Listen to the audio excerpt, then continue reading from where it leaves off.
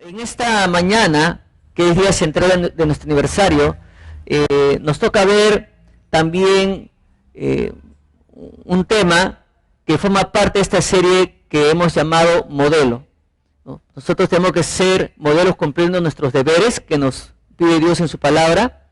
Nosotros tenemos que ser modelos en informarnos bien, en estudiar bien la palabra de Dios, conocer bien el estado de nuestros misioneros, conocer la situación de nuestro país. O sea, debemos ser una iglesia bien informada, ¿verdad?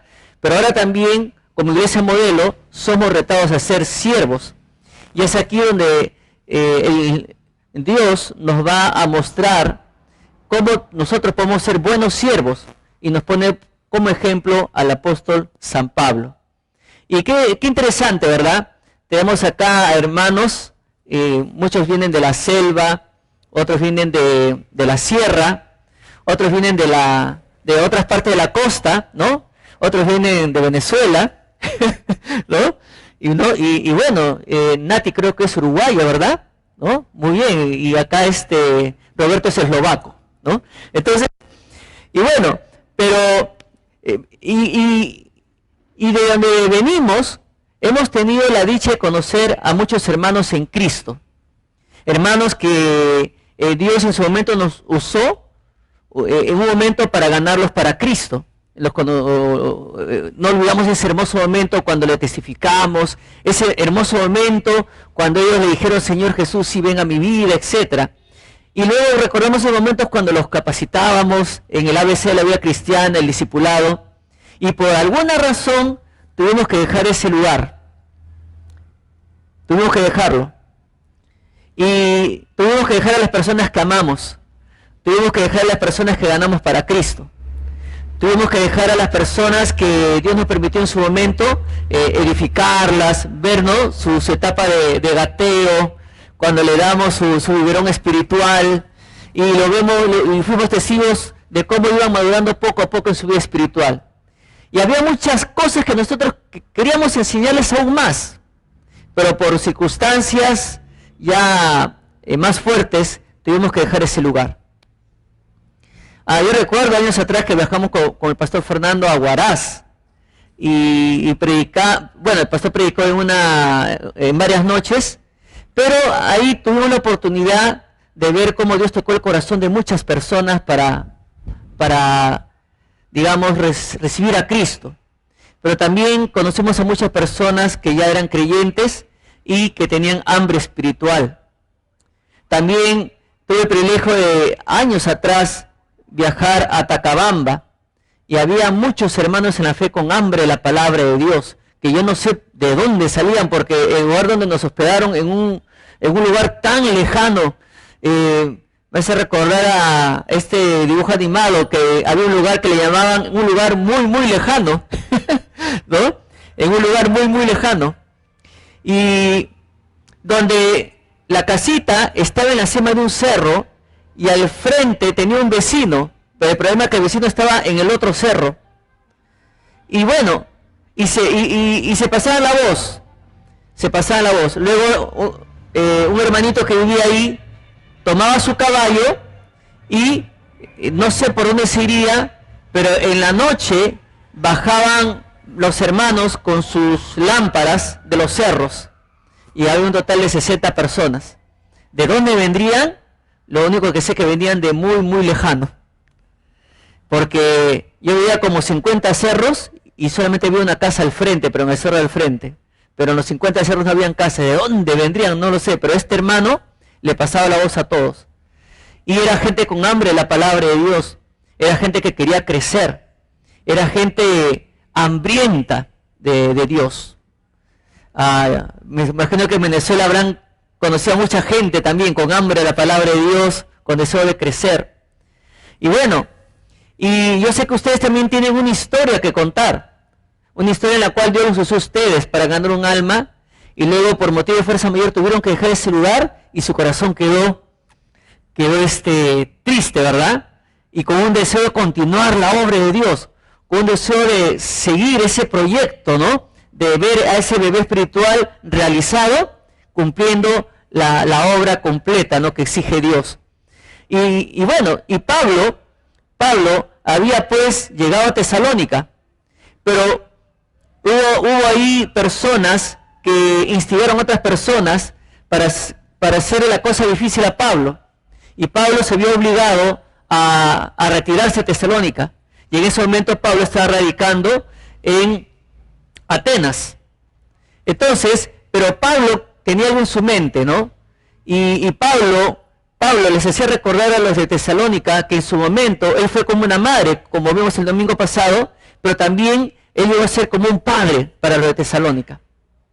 Entonces, ese detalle que vimos el domingo pasado nos hace ver a un siervo de Dios totalmente atento, cuidadoso con los hijos espirituales, pues en este caso eran los hijos que él había ganado pues para Cristo.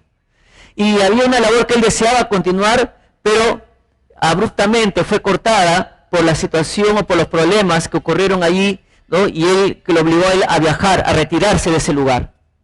Ahora, si bien es cierto, usted no habrá tenido de repente algún problema que lo obligó a retirarse de ese lugar. De repente fue por motivos laborales, fue por motivos de cambio de domicilio, qué sé yo, muchas circunstancias, pero en su corazón hasta hoy sigue presente, ¿no? ¿Cómo estarán mis hermanos en ese lugar?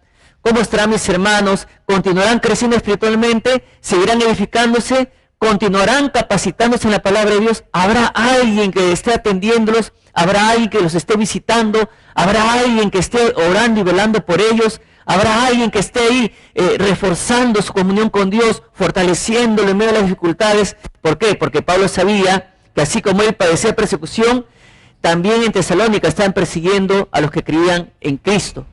Y de ahí su preocupación de él, ¿no? Por ellos. Entonces, y este siervo de Dios, Pablo, estaba pues muy preocupado, y él anhelaba regresar, ¿para qué? Para consolarlos, ¿no? Y ese deseo de llegar ahí para consolarlos fue motivado por algo muy grande, por el amor. El amor que solamente Dios puede obrar en el corazón de una persona que esté dispuesta a seguirle con todo corazón. Pablo, como siervo de Dios, deseaba urgentemente pues estar con sus hijos en Tesalónica. Él los amaba, realmente los amaba, y oraba a Dios en todo momento por ellos. Y él sabía que ellos estaban pasando por momentos muy, pero muy difíciles, y deseaba pues fortalecerlos en Cristo. Entonces, es por eso que acá les invito a buscar 1 Tesalonicenses capítulo 3,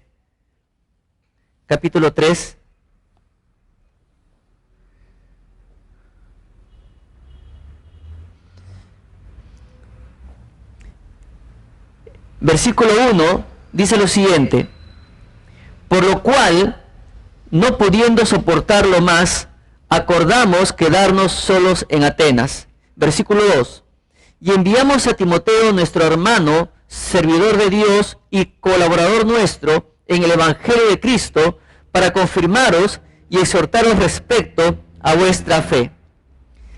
Él estaba realmente preocupado por sus hijos. Él quería saber acerca de sus hijos espirituales. Entonces, ya no pudiendo soportarlo más, ya estando tan preocupado, le envía a un colaborador, envía a otro siervo a Tesalónica. Y ese siervo, ¿qué dice la Biblia? ¿Cómo se llama? Timoteo, ¿verdad? Timoteo.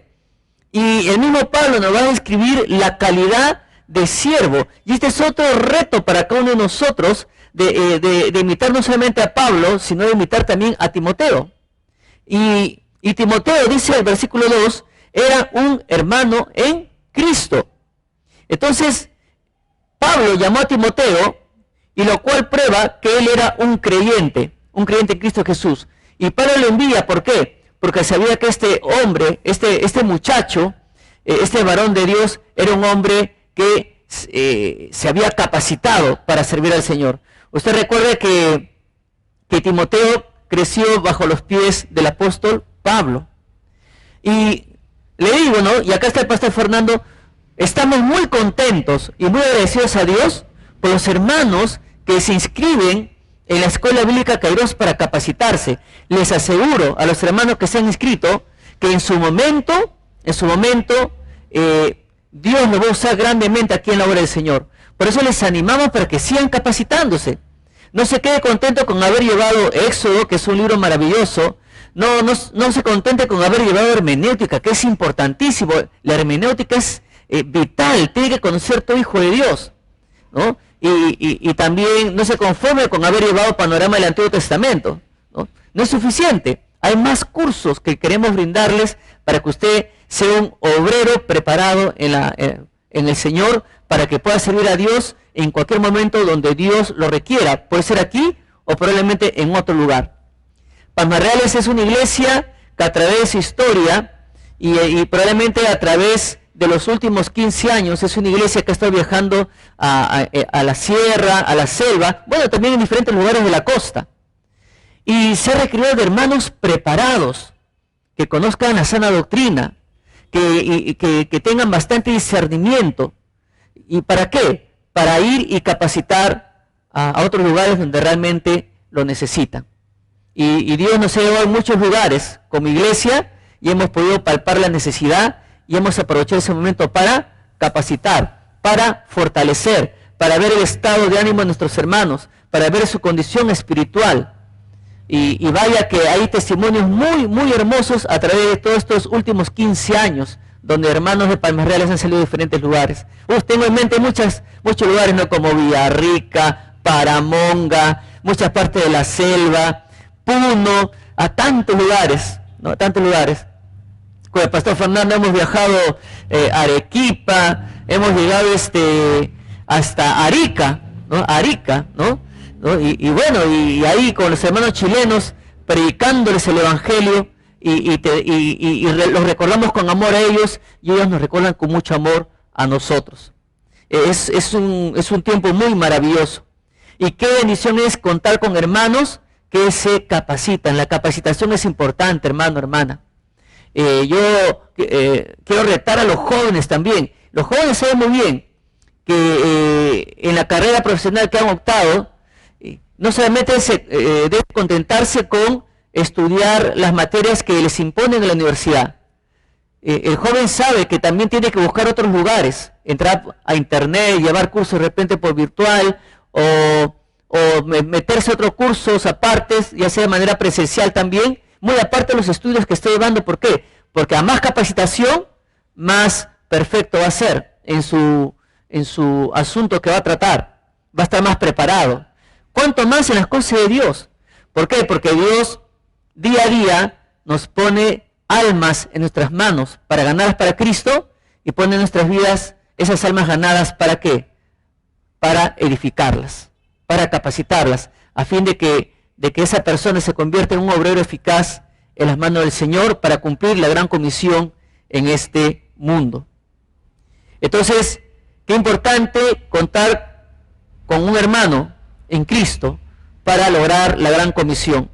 Pero también Timoteo era un servidor de Dios, como dice Pablo, y la palabra servidor equivale a este término griego que se llama diáconos, ¿no? Diáconos, de la cual proviene nuestra palabra diácono, que literalmente significa siervo, siervo.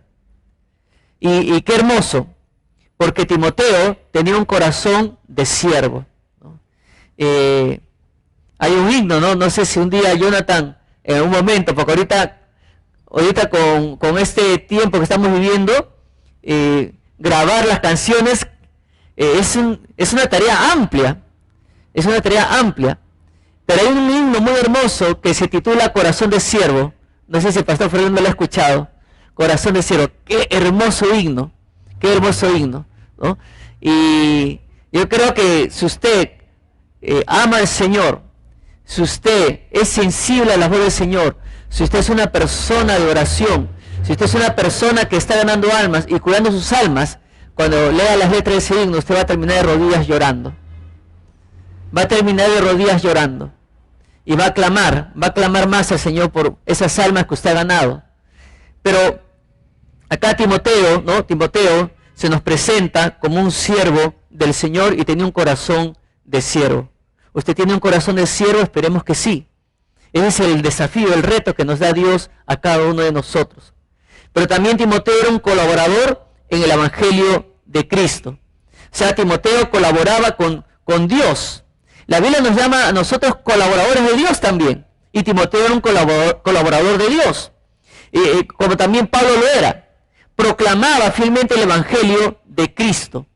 Si realmente, ¿cuál es la prueba de que un creyente es un colaborador de Dios? Cuando proclama el Evangelio de Jesucristo, ¿no? Entonces, ahí es donde se ve si un creyente es colaborador de Dios. Y esperemos, hermanos, esperamos que usted esté compartiendo la palabra de Dios y esas almas que usted esté ganando, usted cumpla un servicio de amor. ¿Cómo? Discipulándolos hasta que estas almas lleguen a madurar en las cosas del Señor. Pero acá hay un detalle importante, y lo he comprobado en mi vida ministerial. Para Pablo, enviar a Timoteo a Tesalónica era un sacrificio de amor. Era un sacrificio de amor. Por ejemplo, cuando yo tenía que viajar a la selva, yo le preguntaba a Jenny, el pastor, ¿cómo está el pastor? Está bien, solo que hoy bajó más temprano, se le ve más apuradito, ¿no? ¿Por qué? Porque uno de los soldados no está. O si Jonathan viaja, ahí sí el pastor Fernando y yo nos vamos a preocupar más, porque Jonathan es el que le da vida a estos cables que están acá. Acá nosotros podemos ver que pasan cables, todo, ¿no? Pero Jonathan hace que circule sangre por acá, ¿no? Entonces, ese el corazón que bombea para que nosotros podamos predicar el Evangelio y que la predicación pueda llegar a los hogares de nuestros hermanos para su edificación, ¿no? Entonces, pero ahí vemos que él se está reproduciendo, ¿no? Le está inyectando su conocimiento a las señoritas, a los jóvenes, se está multiplicando, ¿no? Así como él se está multiplicando físicamente, también se está multiplicando tecnológicamente, ¿no? Influyendo en los demás jóvenes. Entonces, ¿pero qué pasaría si Jonathan por un momento viaja? Nos preocuparíamos, ¿no? ¿Por qué? Porque va a haber una ausencia y tendremos que pensar bien cómo hacer para cubrir el lugar, ¿no? Ahora, es hermoso cuando también el pastor Fernando por algún motivo viaja o lo invitan a predicar a otra iglesia. Y qué grato se siente, ¿por qué? Porque, no porque él se va por si acaso, no, ya, no piensen mal, hermanos. No, sino nos sentimos honrados. Porque yo recuerdo cuando al inicio el pastor Fernando me hacía una lista. Yo voy a salir, pero hay que hacer esto. Y yo estaba preocupado porque lo lograré cumplir toda esta lista. Entonces, pero ahí a pasar los años, solamente él me dice, chao, cuida la iglesia, y se va. Una confianza total. Y bueno, ¿por qué? Porque él sabe que ya estamos cumpliendo bien la labor. Para Pablo era un sacrificio de amor enviar a Timoteo a Tesalónica, porque justo estaban trabajando en Atenas, estaban haciendo una labor poderosa en Atenas, pero estaba tan preocupado por sus hijos en Tesalónica que tuvo que enviar a otro siervo a Tesalónica. Y también a Silas lo tuvo que enviar a otro lugar también, y Pablo se quedó solo, como dice ahí, él nunca enfatizaba su persona en el sentido de que él no decía me quedé solo, él decía nos quedamos solos, pero en realidad se quedó solo, porque sus dos colaboradores, uno se fue a Tesalónica y el otro se fue a otro lugar, ¿no? A Silas lo tuvo que enviar por la necesidad misma. Entonces él tuvo que batallar solo ahí en Atenas. Entonces, por eso, ahora entendemos por qué Moisés dijo, ojalá todo Israel profetizara.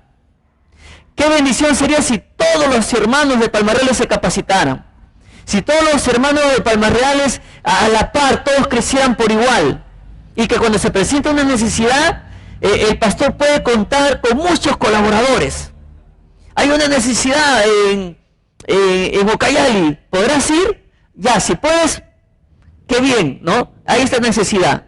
falta fortalecer en el discipulado, falta fortalecer en algún área, pero qué hermoso que el pastor pueda contar con un equipo, ¿no?, que pueda suplir una necesidad espiritual urgente.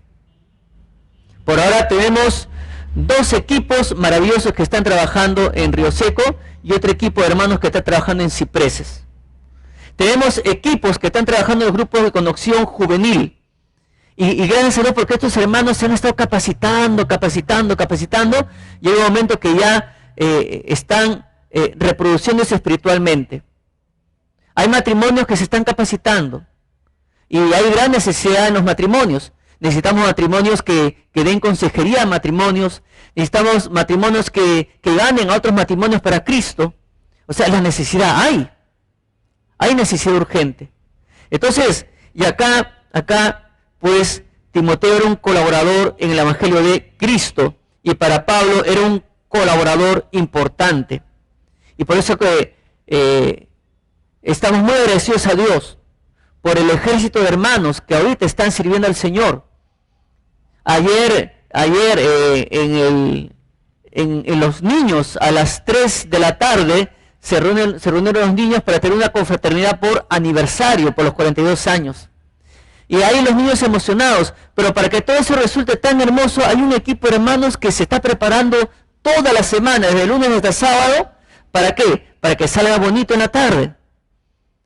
No solamente es enseñar, hay que preparar dinámicas, y hay que preparar los visuales, la grabación, el tema del link, quién se hace cargo de esto, quién se hace cargo del otro, etc. Entonces es un trabajo de equipo. Por otra, en su hermana Betty ve el tema también de la escuela dominical, de los domingos con Kimberly, hay la grabación, igual, el mismo trabajo. Y todo eso es un trabajo de amor para que nuestros niños crezcan en la fe, para que se fortalezcan en el Señor. Y la lista sigue, los jóvenes menores, y tanta necesidad y trabajo que hay aquí en la iglesia local. Pero gracias a Dios por los hermanos que permanentemente se preparan, se inscriben en cursos para ser obreros más capacitados y estar listos cuando su pastor lo requiera. Pero también les envió a Timoteo para afianzarlos en la fe, o sea, confirmarlos. Y confirmarlos significa apoyar, apuntalar. Yo recuerdo que en una casa un albañil había colocado fierros para hacer una escalera y luego ya echó la mezcla y no llegó pero ni a las 8 de la noche y se cayó la escalera. Entonces al otro albañil que hizo, porque tuvieron que botar esa escalera, al otro albañil le preguntaron ¿por qué se cayó la escalera? Porque no la apuntalaron, o sea, los fierros no los apuntalaron. Tenían que tener un apoyo, tenían que afianzarlos, ¿no? Y eso es lo que es importante, que cada uno de nosotros seamos usados por Dios, ¿para qué? Para apuntalar en el corazón de nuestros hermanos la palabra de Dios, para que ellos estén fuertes. Yo recuerdo cuando acompañé a nuestra hermana Charo a Río Seco, ahí ella con la palabra de Dios apuntalando el corazón de los niños, apuntalando, sembrando la palabra de Dios. Porque más adelante esos niños serán adolescentes. Y la adolescencia, qué difícil es, lo que tenemos ya hijos que han pasado por la adolescencia, ¿verdad? Que algunos han estado a punto de sufrir un derrame cerebral. Es una etapa muy difícil, pero después ya pasa la tempestad, ¿verdad? Y esos niños un día llegarán a ser adolescentes. Y tienen que estar con la palabra de Dios bien apuntalada en su corazón. Y Pablo envió a Timoteo, ¿para qué? Para que los confirme, los apuntale, con la intención de dejar bien instituida la palabra de Dios, la sana doctrina, en la vida de ellos. Pero también lo envió a Timoteo para animarlos en la fe, o sea, exhortarlos. O sea, no solamente animarlos, sino también el exhortar implica una acción, o sea, acudir a su lado, acudir. O sea, yo me entero que mi hermano está mal, entonces voy para animarle, voy para exhortarle, voy ahí para estar a su lado, para motivarlo a qué. Si está pasando por un momento difícil, consolarlo con la palabra de Dios. Si está pasando por una dificultad doctrinal, pues afianzarlo en la sana doctrina y a vivir la sana doctrina. Pero también, ¿para qué les envió Timoteo? Note lo que dice la primera parte del versículo 3 del capítulo 3. Dice, la primera parte dice, a fin de que nadie se inquiete por estas tribulaciones. O sea, que nadie sea perturbado. Lo envió a Timoteo, ¿para qué? Para que fortalezca a los hermanos, para que no fueran perturbados por los sufrimientos. Él dijo aquí que nadie se inquiete, lo cual significa que nadie debía sentirse perturbado o incomodado por estas aflicciones. Las aflicciones aquí se refiere pues a presiones, se refiere a tensiones. No hemos pasado todos nosotros este año tan terrible, ¿no? Con muchas tensiones, con muchas presiones. Muchos de ustedes dirigen empresas, muchos de ustedes trabajan en empresas, muchos de ustedes tienen hogares. Y la situación se puso difícil para todos nosotros. Sobre todo los que tenemos hijos que estudian, pero también jóvenes que tenían proyectado graduarse este año. Se vio truncada por esta situación que ha pasado. Jóvenes que habían postulado a una empresa y los recibió para trabajar en su profesión, pero se presentó esta situación y se truncó. Se truncó. Otros estaban empezando proyectos empresariales, se truncó. Y muchos hemos perdido seres queridos. Entonces, este año ha sido muy duro para todos nosotros. Igual, para ellos fue muy duro, porque también los de Tesalónica estaban padeciendo persecución. Ahora, en la segunda parte del versículo 3 dice lo siguiente. Dice, porque vosotros mismos sabéis que para esto estamos puestos. Vaya, qué dura es esta palabra. Que para esto están puestos. O sea, es como decir, estamos puestos para sufrir. Entonces, ¿qué quiere decir esto? Mira, hermano, hermana. El hecho de que seamos hijos de Dios no quiere decir que no vamos a pasar por la tempestad. Vamos a tener tempestades en nuestra vida. ¿Qué es la tempestad? Son los problemas, son las tensiones, son las preocupaciones que nos van a golpear, nos van a estremecer la vida y hasta nos van a hacer llorar. Y estoy seguro que muchos de ustedes este año por alguna razón han llorado. Yo lloré un montón este año. Si no, pregúntale a mi esposa. Pastor llorón. No. Yo creo que llorar no le hace menos a nadie, ¿cierto?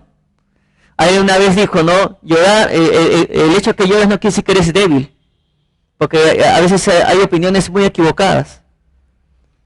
Entonces, acá vemos que tenemos que pasar por tempestades, y serán tempestades temporales, pero no podemos escapar de ellas.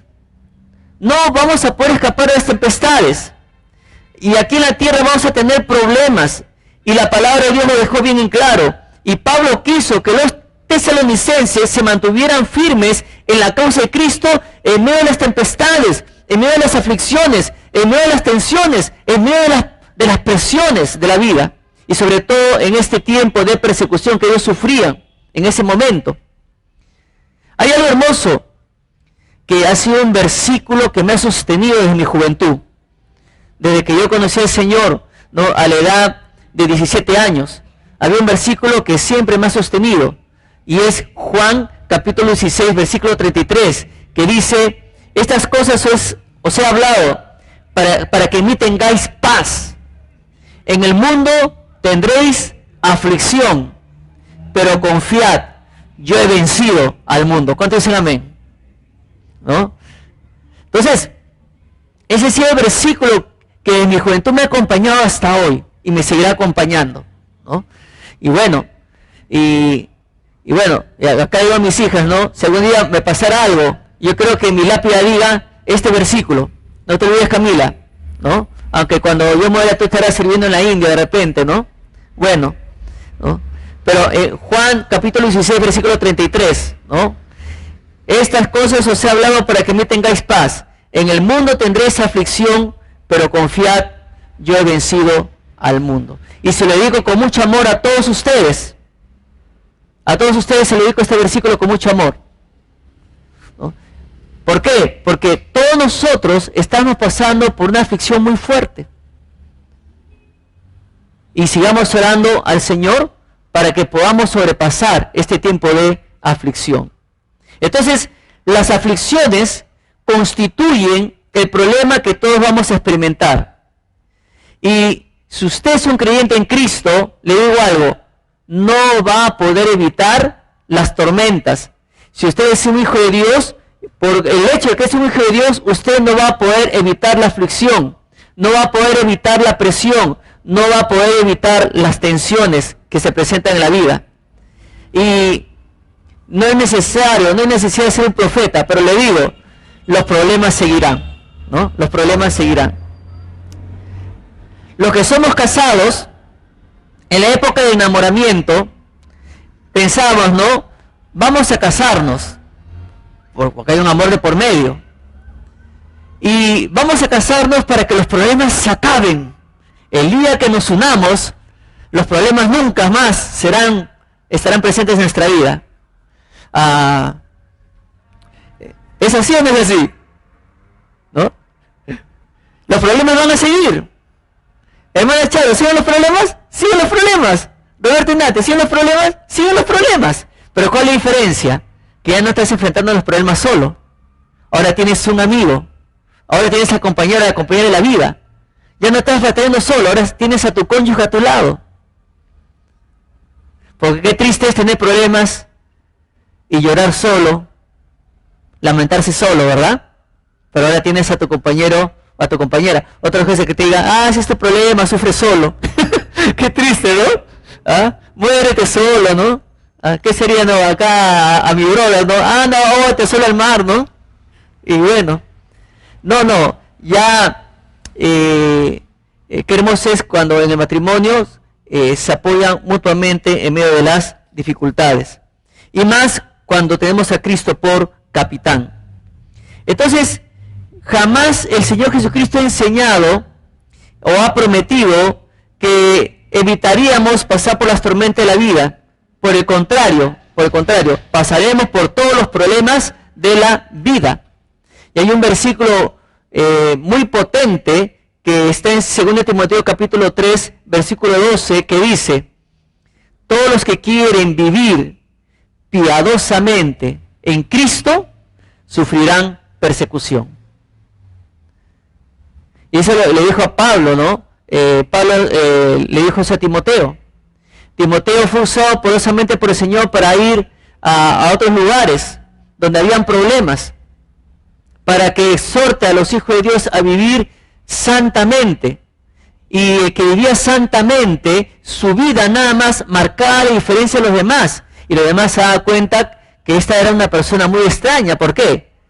Es como en esta época, ¿no? ¿Cómo una persona se da cuenta que uno es cristiano? No es grosero, no se mete en las prácticas comunes de la gente que no teme a Dios, no anda en infidelidad, anda santamente. Yo recuerdo cuando tenía 20 años, conocí a unos amigos que vivían cerca aquí a Las Palmeras, en la urbanización Las Palmeras. Era una casa, y en cada dormitorio había un inquilino, pero la dueña de la casa decía que no están solamente inquilinos, sino que acá todos viven como una familia. Entonces, y bueno, y yo, como tenía ahí viviendo un familiar, yo iba a visitar a este familiar, ¿no?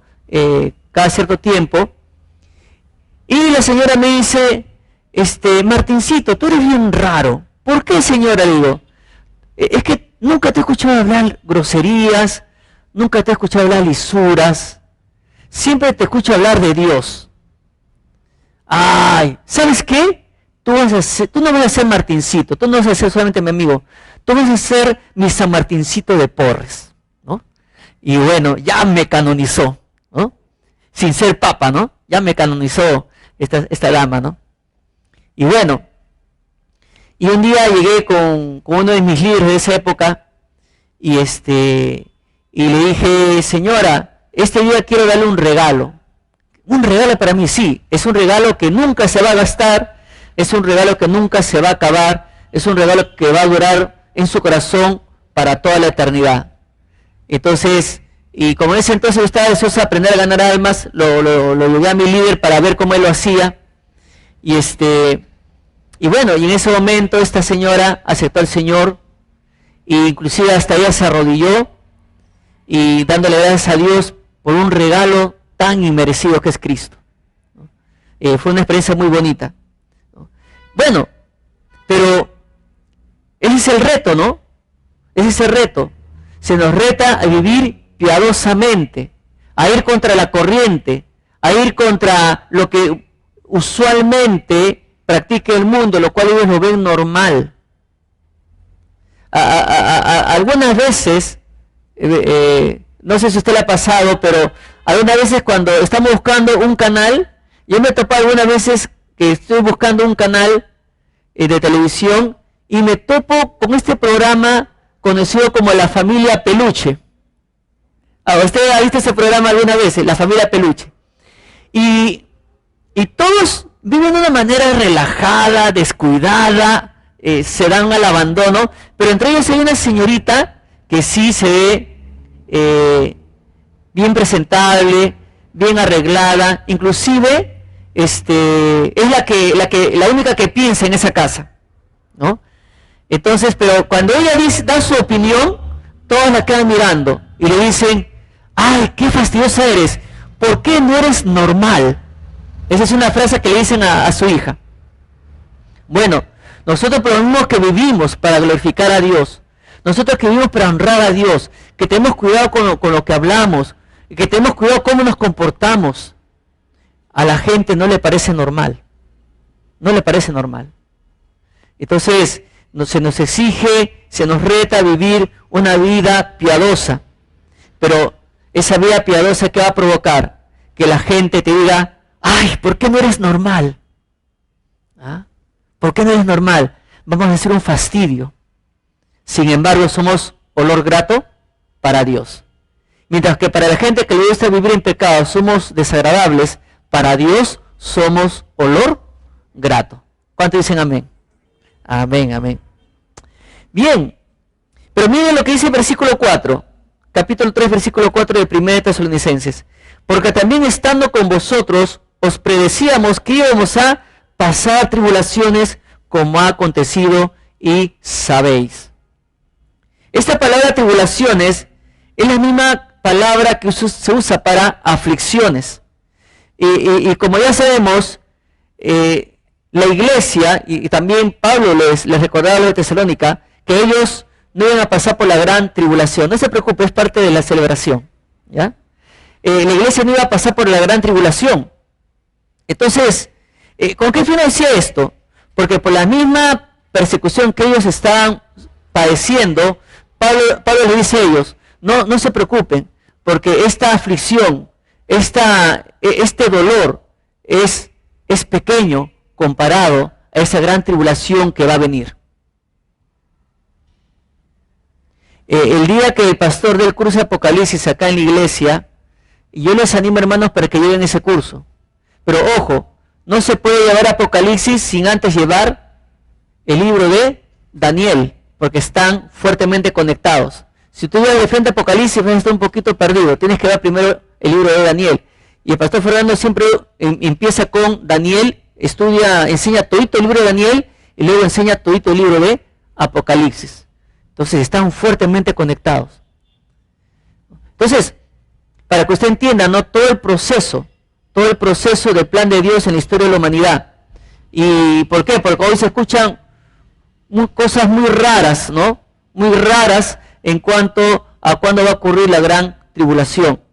Pero acá Pablo está diciendo que esta etapa que estaban pasando los tesalonicenses, sí es cierto, es un tiempo de dolor, es un tiempo de aflicción, pero no es nada comparado a lo que se va a venir, porque la gran tribulación va a ser terrible, es el juicio de Dios.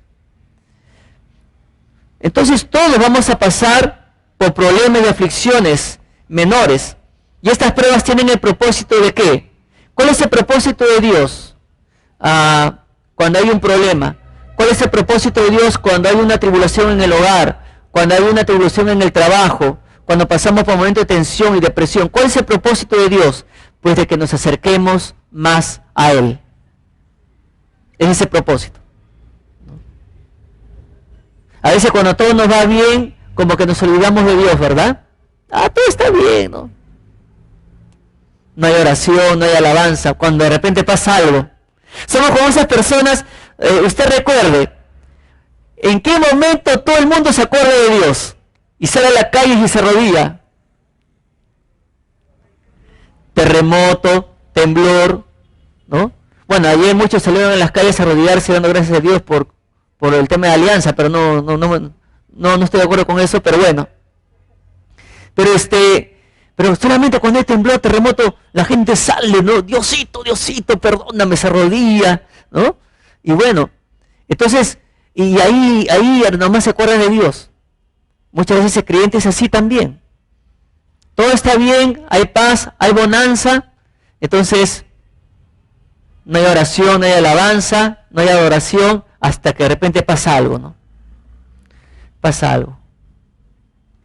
Yo recuerdo, tendría 25 años de edad, un día llegué a una librería cristiana y ¡pum!, de frente vi un libro que me llamó la atención, pero ya no está en vigencia ya.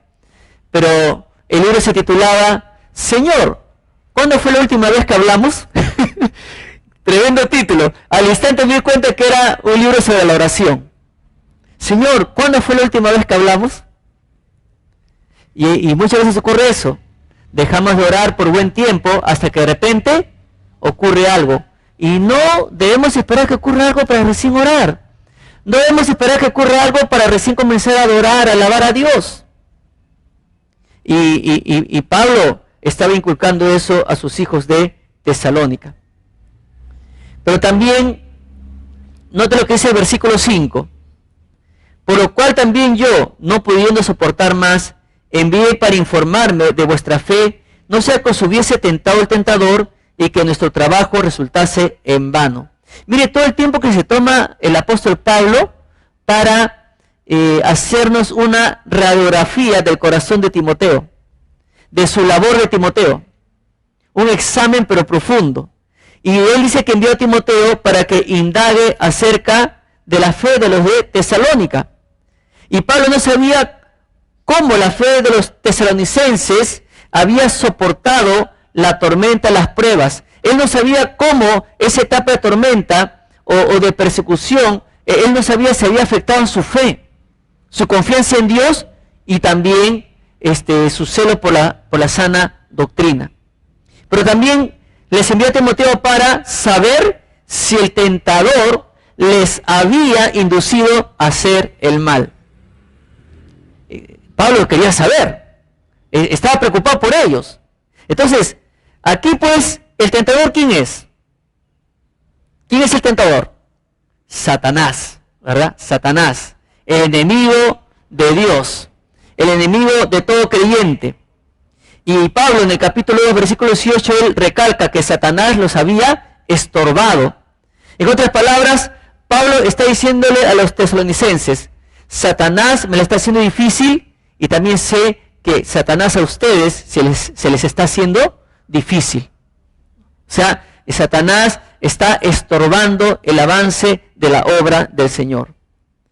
Entonces Pablo quería saber cómo estaban ellos en ese aspecto.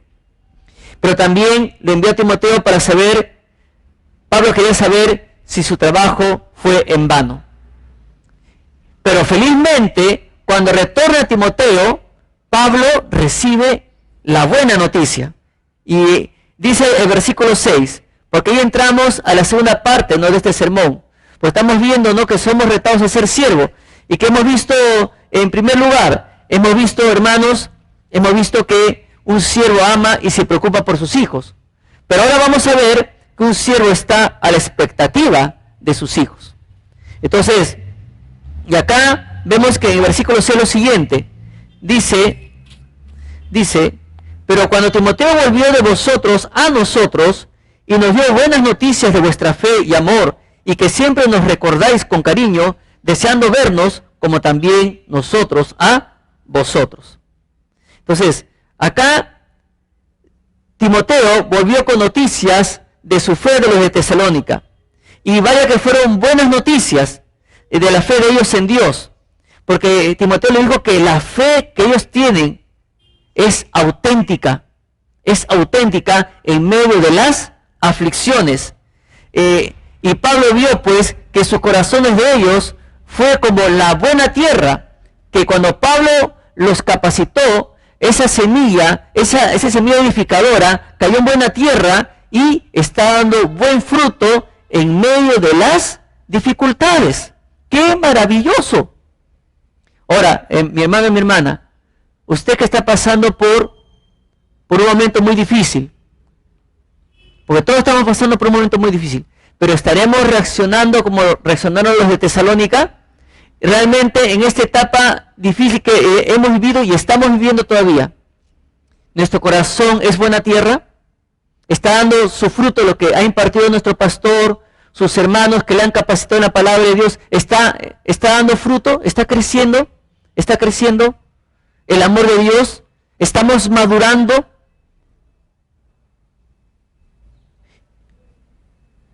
Pero también Timoteo volvió con noticias de su amor desde Tesalónica. O sea, ese amor auténtico de ellos por el Señor es la evidencia más clara de que eran cristianos en un contexto difícil.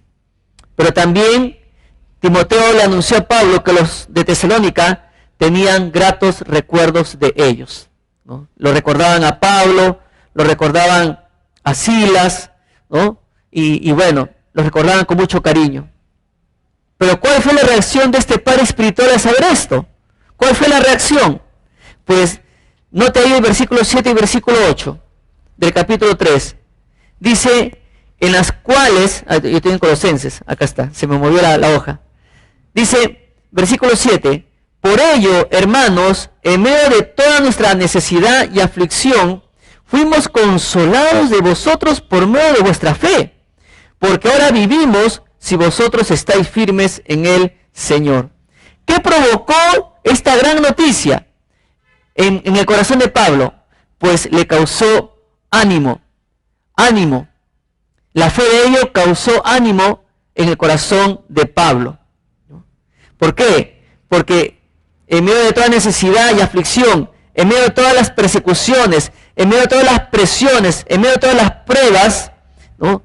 Pablo se consoló por la noticia que recibió de los de Tesalónica. Pablo estaba padeciendo persecución, hermanos. A Pablo también lo estaban persiguiendo. ¿Quién anda tranquilo sabiendo que lo están persiguiendo para matarlo? ¿Quién anda tranquilo sabiendo que Satanás está volviendo gente mala para estorbar su trabajo ministerial?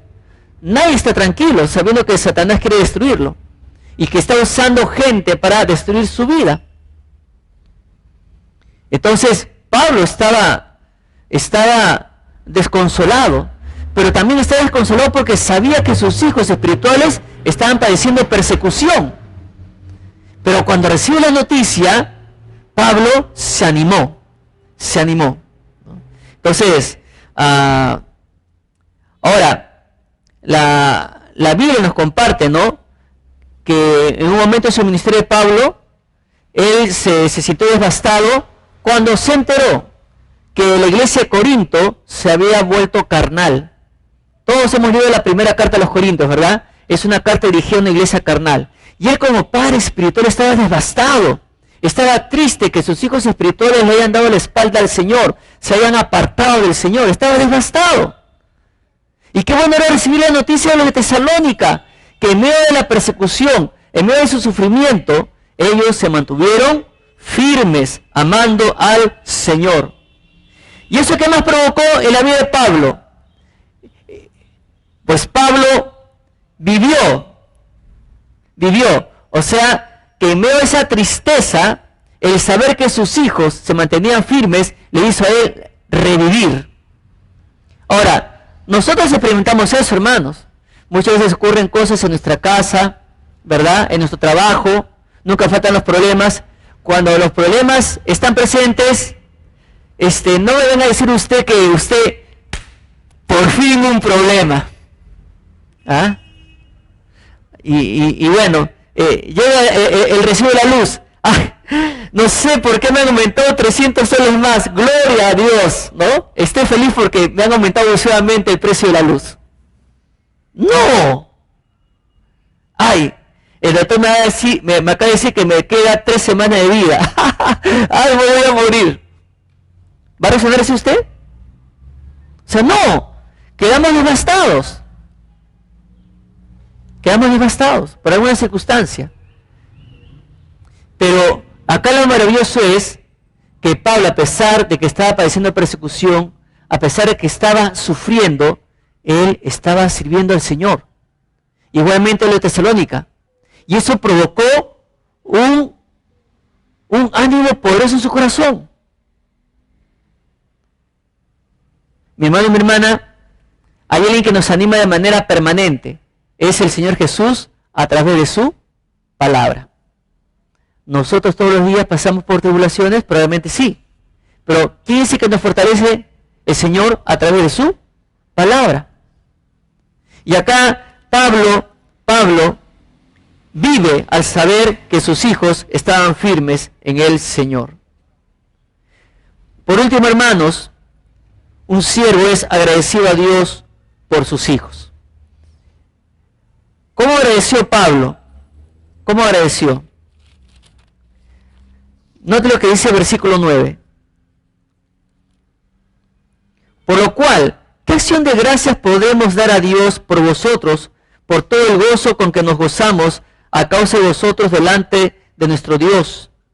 Es una pregunta que es bien larga, ¿no? Que te culmina en el siguiente versículo. Pero ¿cómo agradeció Pablo a Dios por sus hijos espirituales en Tesalónica? Bueno, primero, suplicando por ellos para que Dios le permita volverlos a ver para capacitarlos en lo que a su fe se refiere. Y note lo que dice el versículo 10 y el versículo 11. Orando de noche y de día con gran insistencia para que veamos vuestro rostro y completemos lo que falta a vuestra fe. Mas el mismo Dios y Padre nuestro y nuestro Señor Jesucristo dirija nuestro camino a vosotros. Pablo le rogaba al Señor Jesús, le insistía que por favor le concediera la dicha de volver a ver a sus hijos de Tesalónica. Pablo insistía, oraba y oraba para que Dios le abra puertas. Él insistía, extrañaba a sus hijos. Había un proyecto que terminar, que fue interrumpido por un grupo de personas que querían destruir a Pablo. Entonces él tuvo que cortar eso y dirigirse hacia Atenas. Pero había el deseo de él de continuar la labor, de seguir sembrando en el corazón de ellos la palabra de Dios. Pero también, ¿de qué otra manera agradeció Pablo a Dios por sus hijos? Suplicando a Dios que los haga crecer para que se amen más. Note lo que dice el versículo 12.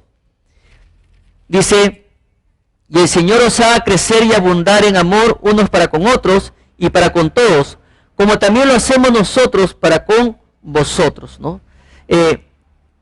Pablo sabía que el creyente genuino exhibe amor, ¿no? El creyente genuino, el que ama a Dios, exhibe amor, ¿no? Por lo tanto, oró pidiendo que el crecimiento en la fe de los de Tesalónica estuviera acompañado de un amor próspero, un amor que no se detiene, sino que cada día está creciendo cada vez más. Entonces, el hecho de que Pablo pidiera al Señor, quisiera crecer a los de Tesalónica en amor, indica que también Pablo dependía de Dios para el desarrollo de esa virtud espiritual y otras virtudes que Pablo presenta en otros capítulos. Entonces, qué importante, hermanos, es que nosotros crezcamos más y más en el amor de Dios. Pero dentro de esta porción, Pablo da 3 detalles importantes en cuanto al crecimiento del amor. Pablo pidió que crecieran y abundaran en amor. Y esta palabra amor es la palabra griega ágape, ¿no? Y esa palabra ágape quiere decir que se refiere a ese amor más puro y noble. Más puro y noble. Y ese amor tiene que abundar entre nosotros, hermanos. Entre nosotros.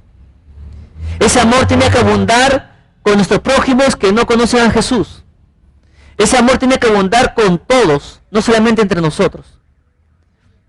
Dice también otro detalle, que sea unos para con otros, o sea, esto es dentro de la iglesia local, pero también para con todos,